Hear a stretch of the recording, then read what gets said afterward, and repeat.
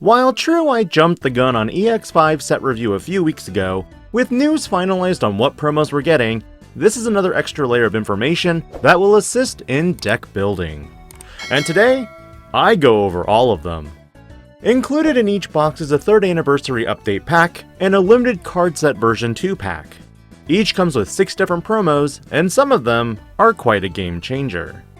Starting with the 3rd anniversary pack, there is Saberdramon, a red-purple level 4 Digimon that costs 3 to Digivolve into from a red or purple level 3. The best element of this Digimon are that it has both Raid and Retaliation, and has an inheritable on deletion effect that returns 1 red or purple Digimon from your trash to hand. This card is best utilized in Anubismon, decks that focus on Mervamon, and could even be splashed in red bird decks, or even Ravemon. Needless to say, I'm excited to try this card out in all sorts of build.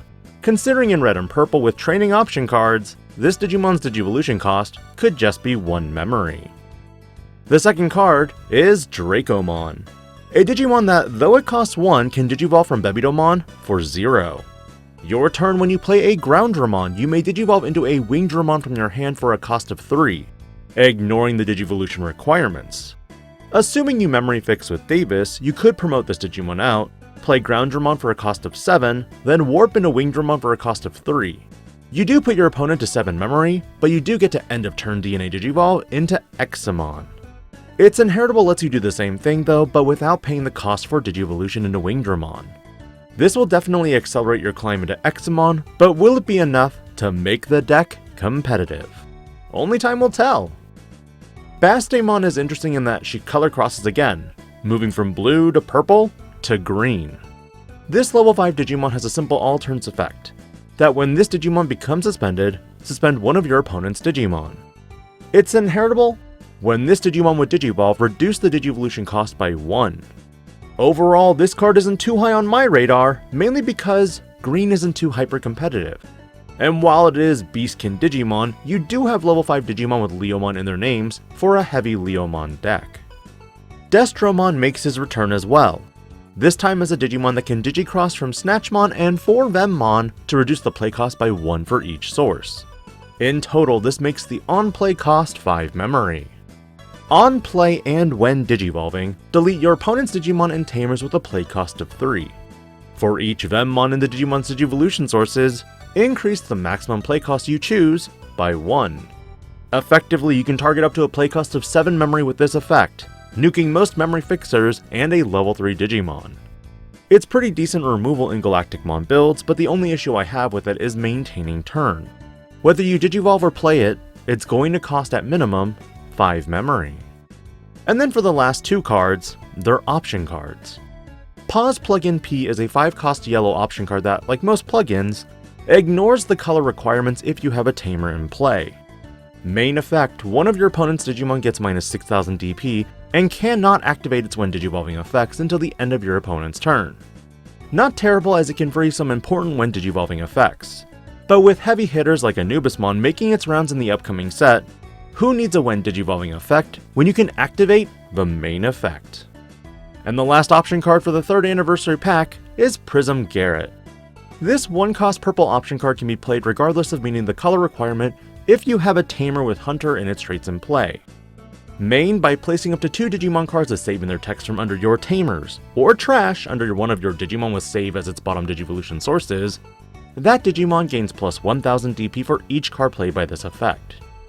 Interestingly, this card does not denote until the end of the turn or your opponent's turn, which leads me to assume that it's until the end of your turn.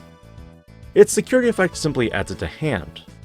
This is a great way for Hunter decks to cycle cards in the trash or just tuck under without having to cross. Honestly, this could lead to some fun shenanigans in conjunction with Kaiser Nail, as you could tuck even cross 7 and then Kaiser Nail the boy out. On the flip side, with the limited card set version 2, there are a lot of goodies here. First up is Zubamon. This Digimon is the infinite turn loop enabler for the Galaxy Loop. On play, by placing this card under one of your Digimon in play as its bottom Digivolution card, reveal the top 3 cards of your deck, place those cards at the top or bottom. Then if you have a Digimon with Legend Arms and its traits in play, gain 2 memory. As for its inheritable, while you have a Digimon with a Legend Arms trait, or a black Digimon in play, this Digimon gains Raid. This is the first Digimon that gives you Inheritable Raid. A pity though, considering Anubismon will be rampant for the next 3 months. Meaning raiding into anything with Retaliation just kills your stack. But for the Galaxy Loop, it's hella annoying. Luckily, this deck is no longer an issue with the restricted pair announcement. Saberdramon is the next option to consider, as this Digimon has been one I've been playtesting with the Jumbo control. With Bukamon getting a limit, this is one way to protect your Digimon from being deleted in battle when going into security. When Digivolving and on play, one of your blue Digimon cannot be deleted in battle until the end of your opponent's turn. Effectively, this body will not be removed unless you can DP reduce it to 0, delete it by card effect, or bounce it. It's huge value in other decks, like Digimon. Edamon also makes another return with an on-player when Digivolving effect that de-Digivolves 1. It Digivolves for 3 from a Digimon with Sukamon in its name, meaning Platinum Sukamon is also a viable option, but 4 normally from a black or yellow Digimon. Its Inheritable simply lets you play 1 yellow or black Digimon card with a play cost of 3 or less without paying the cost, which is pretty much anything in the deck that's Sukamon, or Chumon. Funny enough, I kinda want to try this with D-Brigade, just to see if you can provide silly protection as well, but I think that might be too much jank. Kuwagamon I've already been testing with Grandis, and despite Grand Kuwagamon being limited to 1, there are definitely a lot of silly things you can do with the deck now if you're utilizing more Cool Boys and X-Antibody option cards. This Kuwagamon provides a great transition to Kuwagamon X, as there previously wasn't a great option to go into. On play and when Digivolving, one of your opponent's Digimon or Tamers cannot suspend until the end of your opponent's turn, meaning you can stun Tamers that normally need to suspend to trigger their abilities. Its Inheritable simply provides a DP buff of 2000 DP.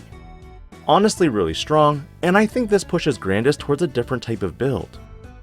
On to Raremon, this Digimon is very interesting. This Digimon is a dual black-purple Digimon that has the typical Digivolution cost of 3 from a black or purple Digimon. But its play cost is 4. This Digimon is also treated as having Cyborg in its trait as well, meaning you can definitely use this as well in Machinedramon decks.